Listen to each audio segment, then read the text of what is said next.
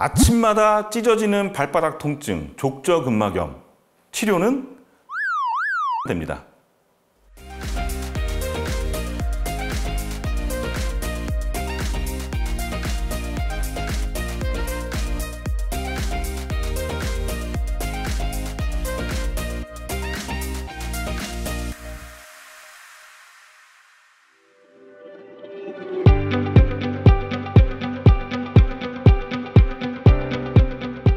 안녕하십니까. 레그웰 의원의 이정표입니다. 오늘 재밌는 거 가져왔습니다. 발바닥 아픈 건데요. 이 질환이 있는 분들은 아침마다 굉장히 간절해져요.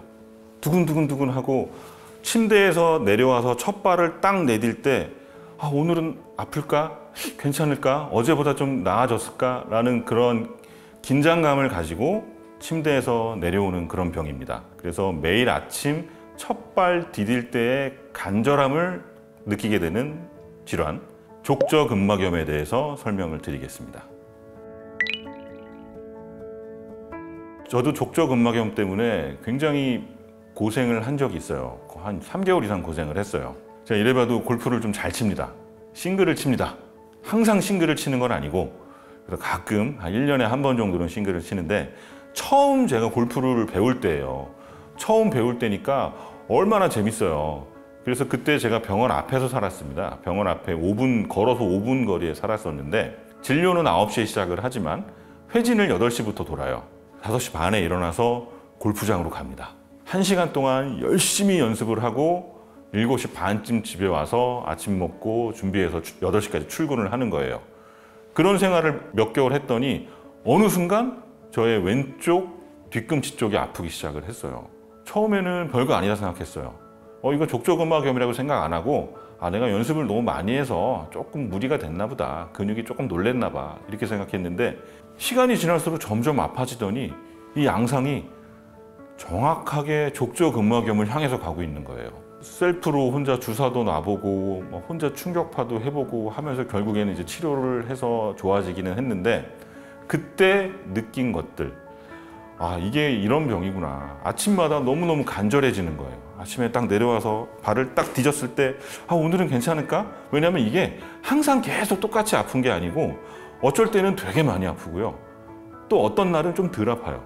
그러니까 딱 디뎠을 때 조금 덜 아픈 날은 기분이 좋아요. 그럼 그날은 컨디션이 좋아서 일도 잘 풀리고 딱 발을 디뎠을 때 특별히 심한 날이 있어요. 그런 날은 하루 종일 기분이 좋지 않죠. 이게 왜 다시 아프지? 또 염증이 더 심해졌나? 이거 주사로 안 되나? 결국에 수술해야 되나? 이런 생각까지 하기 때문에 굉장히 사람을 아침마다 두근두근하게 하는, 간절하게 하는 질병입니다. 그럼 이게 왜 아픈지 해부학을 좀 알아야죠. 구조물을 알아야 왜 아픈지를 알 수가 있습니다. 족저근막이라는 건 말 그대로 막이에요. 실제로 보면 셀로판지처럼 딱딱해요. 이게 우리 발이 이렇게 있으면 이 발 앞에부터 뒤꿈치까지를 일렬로 쫙 연결을 합니다. 그래서 발의 아치를 유지시켜주는 역할을 해요. 그러면 이 아치 끝에 뒤꿈치가 붙는 부위에 문제가 생겨서 통증이 생기는데 주로 발바닥 안쪽이 아픕니다. 발이 이렇게 있으면 발 바깥쪽이나 앞쪽이 아니고 이 안쪽 뒤꿈치가 아파요. 65세 이상인 분들의 7%, 그러니까 100명 중에 7분 정도는 이 질환이 있다고 하는데요. 아픈 부위는 안쪽이라고 그랬죠. 발바닥 안쪽. 특히 언제 아프냐면 수동적으로 발을 뒤로 제낄 때 아파요. 이렇게 구부릴 때는 그래도 조금 덜한데 얘를 발가락을 잡고, 특히 엄지발가락이죠. 엄지발가락을 잡고 수동적으로 이렇게 뒤집게 되면 뒤에가 당겨지면서 통증이 유발이 됩니다. 이 병 되게 오래 가요. 짧게는 몇 주 만에 없어지기도 하지만 대부분이 3개월에서 6개월 이상 지속이 돼서 아주 삶의 질을 떨어뜨리고 결국에는 걱정을 하게 합니다. 이거 수술해야 되는 거 아닌가? 아니면 평생 이렇게 아픈가? 라는 걱정을 만드는 병이고요. 특히 아침에 아프죠. 아침에 첫 발을 탁 디딜 때 심한 통증을 유발하는 게 특징입니다. 그런데 재밌는 건 어느 정도 걸으면 좀 나아져요. 첫 발을 딱 디딜 때 아픈데 한 10분에서 20분 정도 꾸준히 걷게 되면 처음보다는 통증이 조금 완화가 되기 때문에 또 일상생활은 돼요.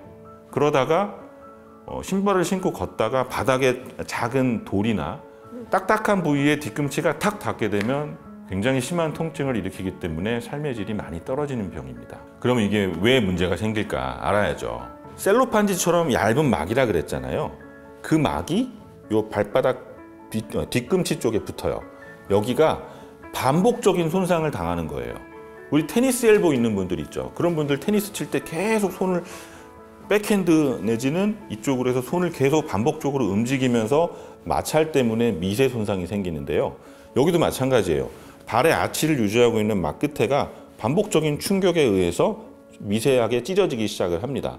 처음에 찢어지기 전에 마찰 때문에 염증이 생긴다면 뭐 스테로이드 같은 약을 먹어서 염증을 줄이면 도움이 되겠죠. 그런데 잘 보세요. 잠을 잘 때 우리가 발을 쫙 펴고 주무시는 분 없죠. 대부분 이렇게 구부린 상태에서 주무세요. 그러다가 아침발을 탁 디딜 때 아까 제가 발가락 제끼면 아프다 그랬죠. 이 상태로 몇 시간 동안 잠을 자다가 발가락이 탁 디디면서 이게 펴지니까 그때 아침에 통증을 일으키는 원인이 돼요. 특히나 연세가 있으신 분들은 발바닥은 원래 이제 지방층이 두껍게 있거든요. 그 지방층이 걸음을 걸을 때 충격을 흡수하는 역할을 하는데 그 지방층이 얇아지면서 위축이 되면서 같은 걸음을 걸어도 충격을 더 많이 받게 돼요. 그래서 족저근막염이 더 잘 생기고 족저근막에는 이상이 없지만 그 옆에 아주 작은 신경이 하나 지나가요. 그 신경이 반복적인 충격에 의해서 붓게 되면 염증이 생겨서 아프게 됩니다. 발바닥에 있는 해부학을 한번 이제 그림을 그린 건데요. 잘 보시면 맨 위에 피부가 있고요. 그 밑에 노란색이 지방층이에요. 그 다음에 이 근육을 싸고 있는 근막이 얇은 층이 있고 깊은 층이 있고 거기 밑에 이제 근육들이 있는데요. 그 사이사이에 기둥이 이렇게 하얀색 기둥이 있는 게 보이시죠? 저기가 찢어져요. 대부분은. 저 부분이 찢어지면서 주변에 염증을 유발을 하게 되는데 발목을 보면 발이 이렇게 됐다가 이렇게 됐다, 이렇게 됐다, 이렇게 됐다 하는 거 보이시죠? 저게 이제 아침에 발바닥이 특히 아프게 되는 원인이에요. 자, 저런 하얀색 기둥들이 미세 손상이 되면요. 밤에 잠을 잘 때 발이 이렇게 구부러진다 그랬잖아요. 구부러진 상태에서 세포들이 모여요. 이렇게 만난 상태에서 여기를 힐링시키는 세포들이 밤사이에 모여듭니다. 여기 이제 입기 시작하겠죠. 이 찢어진 부위들을 이어 붙이기 시작해요. 밤사이에. 근데 아침에 일어나면 어떻게 돼요? 발을 딛잖아요. 발을 디디면서 어설프게 붙어있던 게 쫙 찢어지는 거예요. 그러니까 매일 아침마다 저기가 찢어진다 생각해 보세요. 얼마나 괴롭겠어요. 차라리 밤사이에 여기를 이어 붙이는 세포들이 안 오면 아침에 일어날 때 그냥 그대로 늘어날 텐데 여기가 어느 정도 붙은 상태에서 발을 디디니까 쭉 찢어집니다. 그래서 아픈 거예요. 그러면 발바닥이 아프면 전부 다 족저근막염이냐? 아니죠. 다른 질환들을 감별을 해야 되겠죠. 특히 발 아픈 것 중에 유명한 게 통풍입니다. 통풍 때문에 아픈 거는 주로 엄지발가락 쪽이 아픈 거니까 이거랑 구별을 할 수 있을 거고요. 강직성 척추염 같은 염증성 질환도 발바닥이 아플 수가 있어요. 그다음에 발가락 사이사이 뼈의 관절염이 이런 발바닥 통증을 만들기도 하고 뒤꿈치 뼈에 미세한 골절, 잠복골절이 있어서 아프기도 합니다. 이런 부분들은 감별 진단을 해주셔야 돼요. 족저근막염은요, 실제 염증을 발견하기 어려운 경우가 많습니다. 그래서 다른 병들이 아니다라는 걸 다 확인을 하고 그러면 족저근막염이겠다라고 진단을 하는 경우가 많아요. 그래서 엑스레이를 찍어서 이런 미세한 골절, 잠복골절 등이 있는지 확인을 해야 되고요. 근전도 검사 같은 걸로 신경에 문제 없는지 보고 초음파로 찢어진 부위가 있는지 아니면 주변에 염증이 있어서 어디 부어있는 부분이 있는지 확인을 해야 되고요. 혈액 검사 등으로 통풍이 있는지 여부도 확인을 하셔야 됩니다. 치료는 가장 쉬운 거는 깔창이죠. 신발 안쪽에 좀 충격을 흡수하기 좋은 그런 내 발에 맞는 인솔을 착용하시는 게 1차적인 치료가 되겠고요. 이게 통증이 아침마다 굉장히 심하기 때문에 진통소염제를 먹으면 염증을 가라앉혀줘서 통증을 좀 줄여줄 수가 있습니다.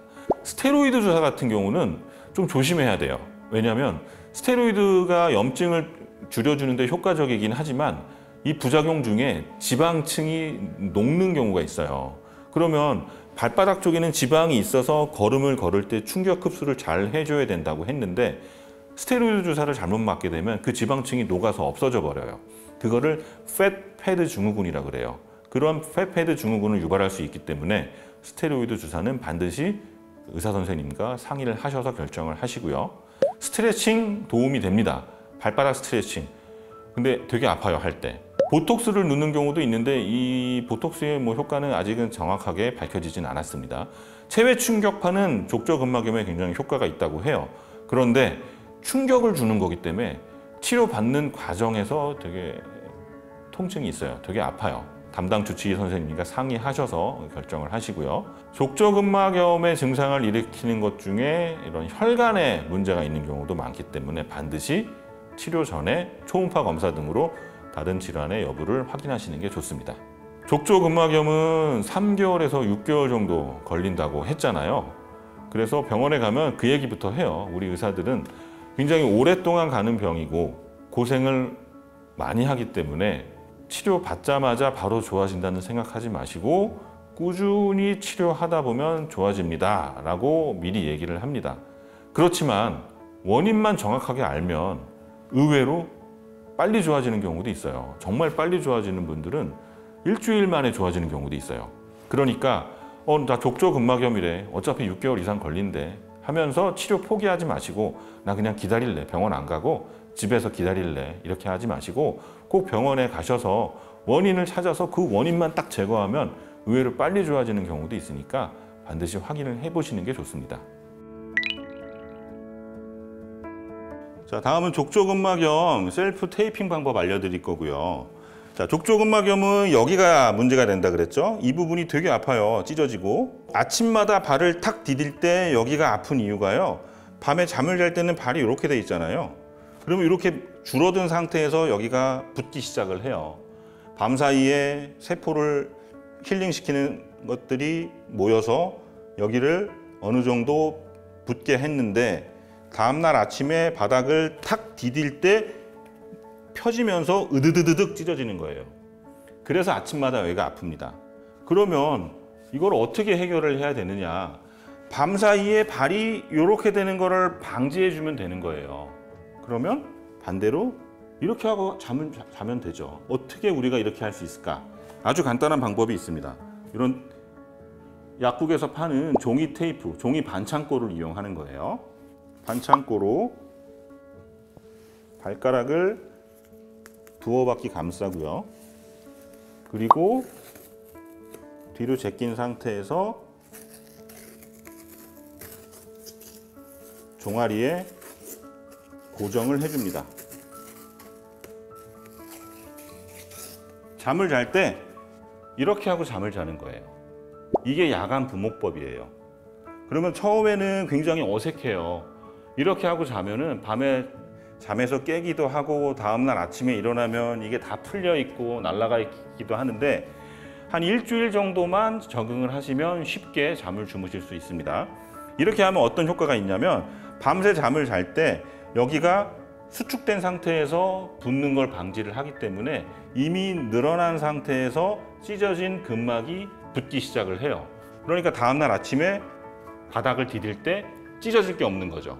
그렇게 해서 통증을 줄일 수가 있고요. 이 방법을 사용하게 되면 6개월 이상 고생하지 않고 그보다 훨씬 단축해서 빠르면 수주, 대부분은 1개월 이내에 많은 효과를 볼 수가 있습니다. 물론 테이프를 이용하기 때문에 피부 접촉면이 알러지가 생기게 되면 이거를 못하는 경우가 있어요. 그러면 병원에서 이 발목 쪽에 반기부스를 맞춰주는 경우도 있습니다. 반기부스를 해서 밤에 잘 때 발목이 굴곡되지 않도록 고정해서 주무시는 방법도 있습니다. 오늘은 아침마다 간절함을 유발하는 족저근막염에 대해서 알아봤습니다.